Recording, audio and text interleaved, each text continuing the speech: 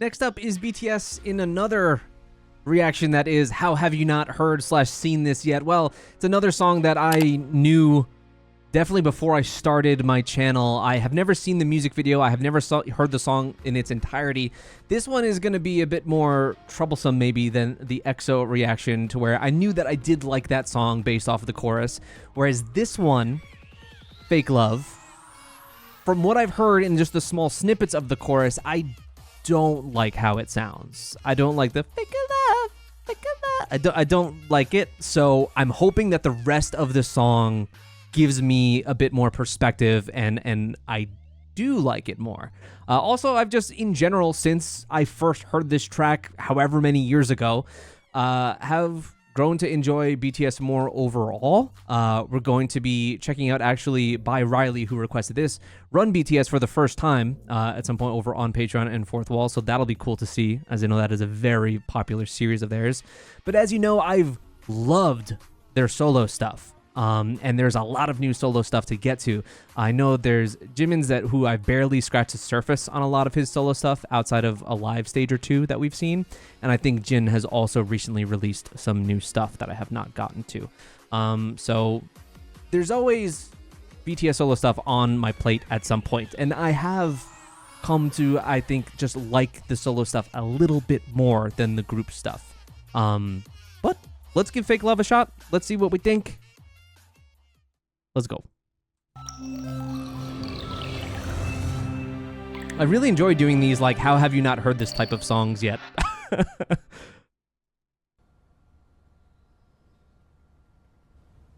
2018.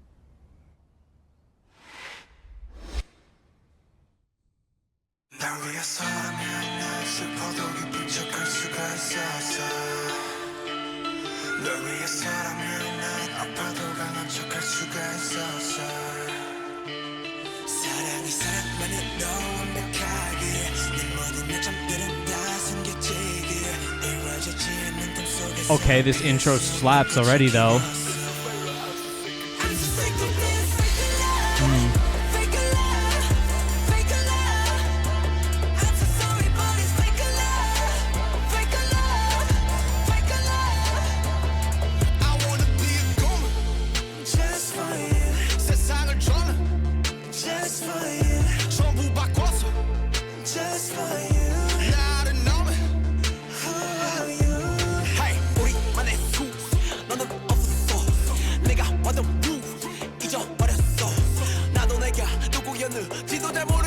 He sells me.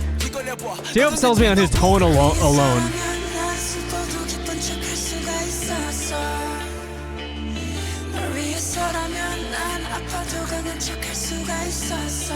Whoa.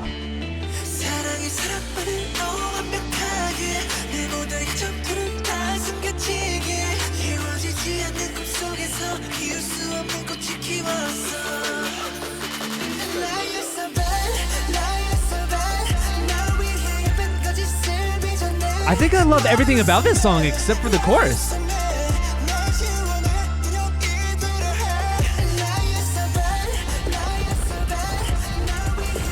My God, the video too. Holy shit.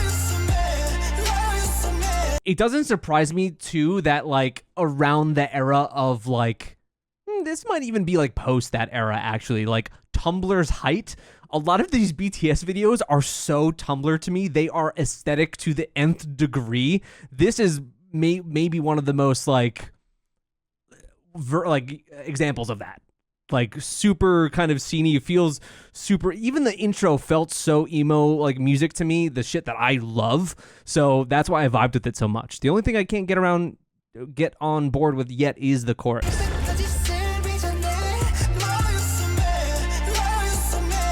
That too, it being practical effects is huge.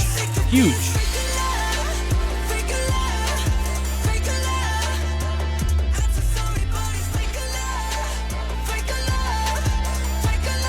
So you're telling me that the floor falling out was a practical effect too?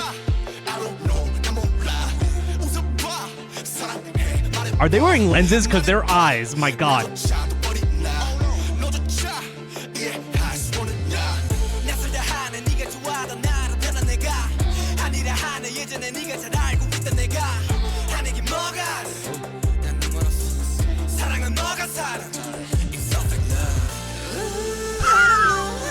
in my sea of Snickers and Milky Way.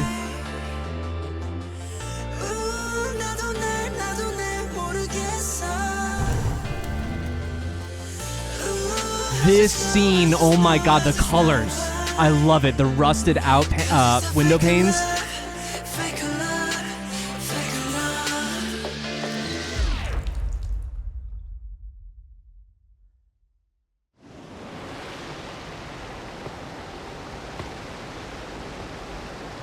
Didn't Spring Day have the same kind of like break in the video?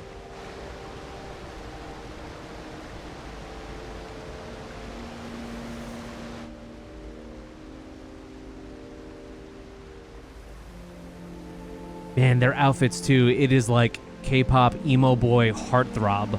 Like, come on.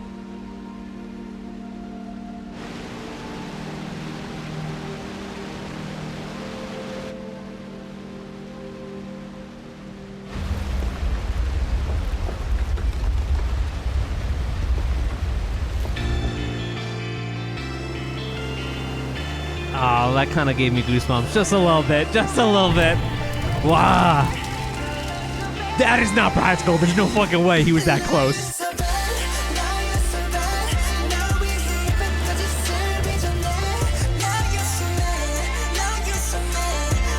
Maybe an actual, like, explosion they used.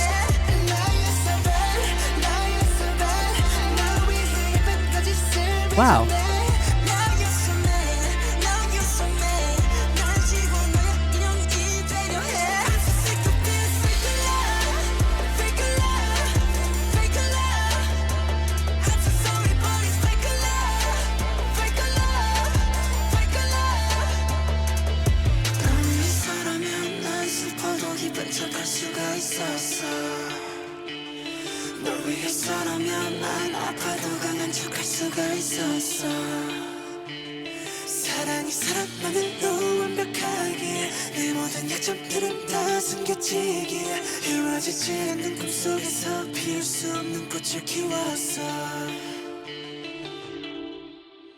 You know, one thing that I think I only first learned when I checked out Black Swan, and now like going back, I guess I never realized how from a lot of those earliest years of BTS really kind of transformed into this more like artistic style that uses lots of like contemporary dance and is just so much more visually extravagant and thoughtful than I ever would have really expected. You get so much of that here too. I'll also say that I'm completely on board with the song. The part that I didn't really like going into this, the Fake Love part, is really subtly used. Like, they don't overuse that chorus much at all. The chorus is probably the smallest part of this song. It's used very sparingly, whereas like in my mind, I'm thinking that I'm going to have to listen to this part for, you know, a minute and a half straight throughout the entire runtime of the song. But that's not the case at all. And I think the rest of the song is so damn good that I come to just more and more like that portion as like a breakup part. It sounds by far the most divested from the rest of the song. And it's just astounding. Their videos are so... I could spend probably 40 minutes and we can just go shot by shot talking about this stuff, but that sounds like it's way exhaustive, but it's really involved. Someone in chat saying that largely they're using practical effects here has me super interested to see any behind the scenes of this, just to know how that's all done, as just production in general is super interesting to me. And there are certain scenes throughout this that I want to see. I specifically wanted to go back to this scene where the floor is falling out, but we'll watch this whole thing again, and I'll be able to, you know, pause more and talk about that, because it's just, not only with movies in general do we not get practical effects anymore, which is why, like, if you go and you watch horror movies, I feel like the best, more like low budget indie ones that are going to be using those become the most popular and become cult classics. Or people, when they're, you know, around Halloween, they're going back and they're watching horror movies from the 70s and the 80s where there were so much more practical effects and people weren't taking the easy-ass way out with lots of poorly done CGI. So that's always a huge, huge plus when you're going to be doing that. It is a really impressive video, though, man. Yeah, I'm assuming that the fire portion in the chair is, I don't know if it's maybe a perspective trick, but they also could have just, like, done that and then, you know, superimposed him into the video or something. But the lighting on him is so perfect that it looks as if it really is happening.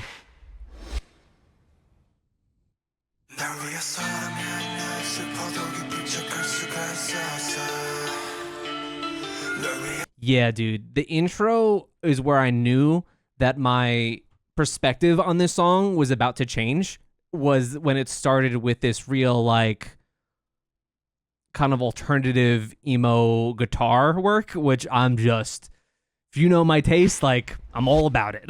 All about it.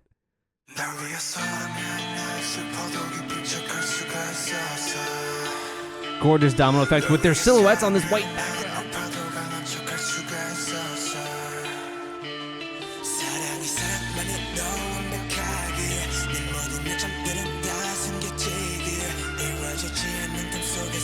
Gorgeous choreography.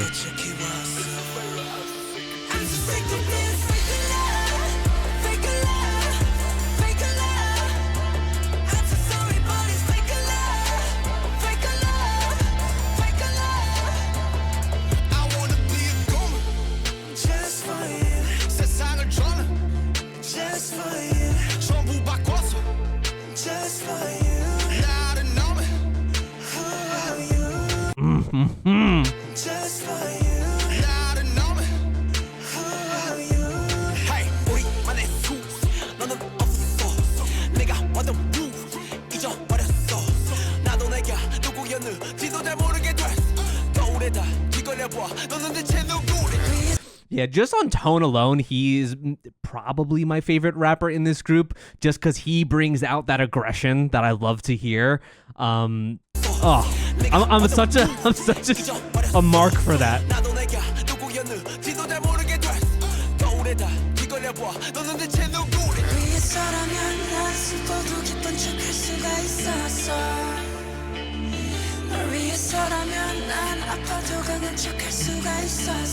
Jimin also has really nice vocals on this song.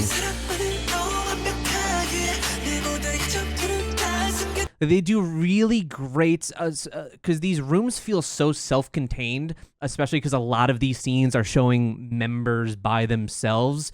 It does feel like you are peering into, you know, like a headspace, like the mind of whoever's on screen. This looks like a practice room.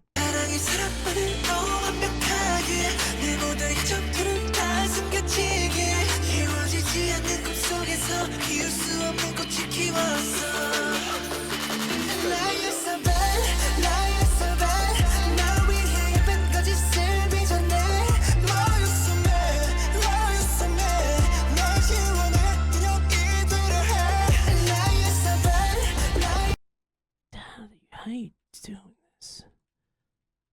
I'm assuming it's just like, I mean, you can see the cutouts. Like, they're just on risers. They're like on separate risers. But the timing is so perfect. It just looks so good.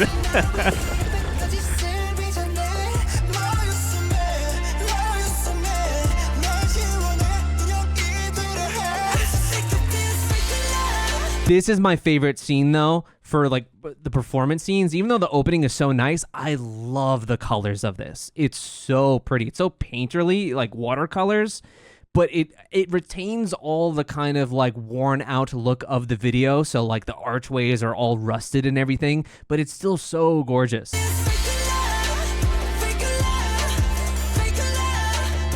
Ugh. Really killing center there.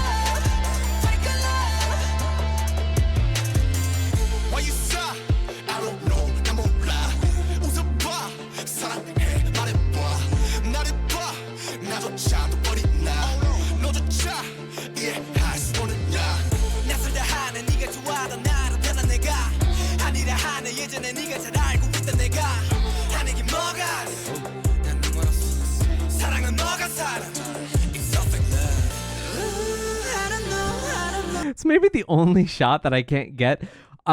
So each of these seem like they're of a very like different struggle. This one, it feels more childlike in a way, just with the room being like that. But I don't know if it's like you want to look into it of like a disconnect between someone's childhood. I'm sure that there's each individual struggle that's perceived here from scene to scene, because they truly look like that. Like, I think Jimin scenes were specifically looked like they were in more of like a performance setting. I don't know if that has to do with some like internal complex of, you know, meeting your own expectations in terms of your output of performance, of your level of expectation, things like that. But everyone has a very like defined style from scene to scene, from room to room.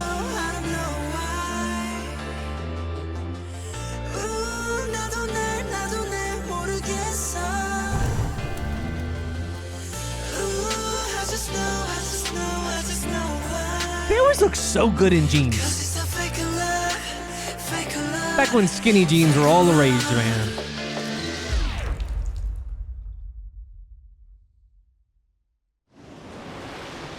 For the videos, I also do like that they have these extended breaks. And there's the hourglass that was in the other scene. This is where they connect to the 80s narrative.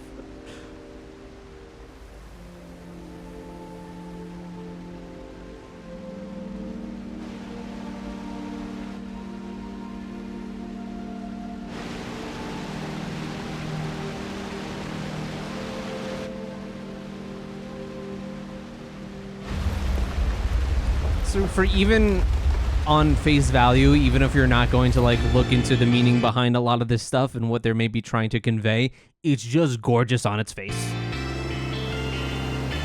Ugh. That's so sick. Wow, and even the room itself, like the way it reverberates, you can see it in the ceiling.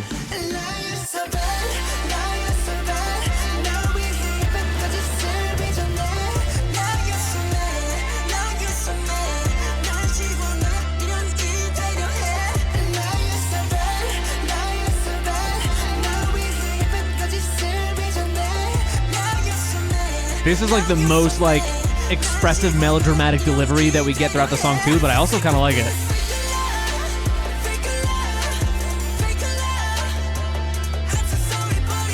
Ah. My tune on this has changed a lot.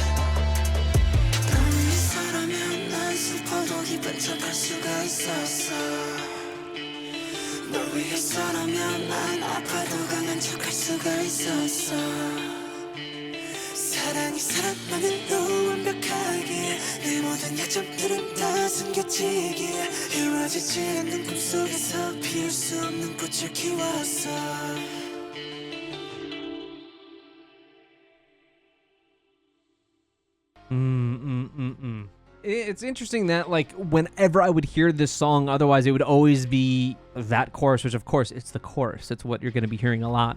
But that is still, even though I've grown to like that, having heard this now in its entirety 2 times, it is still, I think, the least interesting portion musically of the whole song. The rest of it is so very good, and the video is excellent.